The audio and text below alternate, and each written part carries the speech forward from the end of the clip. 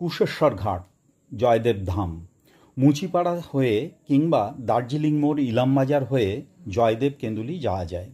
মন্দির চত্বরে রয়েছে বটবৃক্ষ, রয়েছে বেলগাছ।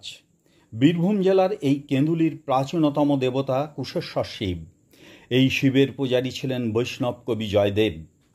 স্থানীয় শ্রদ্ধেয় শিবপ্রসাদ চ্যাটার্জি মহাশয়ের সাথে কথায় কথায় জানতে পারলাম কবি জয়দেব কদম্বখণ্ডির ঘাটে স্নান সেরে বাগান থেকে ফুল তুলে এই শিব মন্দিরে পুজো করতেন। হ্যাঁ, কুশেশ্বর শিব। মন্দিরে ঢুকতে বাঁদিকে পাথর রয়েছে, এই পাথরে বসে কবি পা ধুতেন। পাথরগুলি ছিল মন্দির চত্বরের মাঝামাঝি জায়গায়। মন্দিরটি সংস্কারের সময় পাথরগুলি বর্তমান স্থানে রাখা আছে। এখন যে মন্দিরটি রয়েছে, এই মন্দিরই ছিল কবি জয়দেবের আসন। এখানে বসেই তিনি জপ তপ ক্রিয়াদি সুসম্পন্ন করতেন।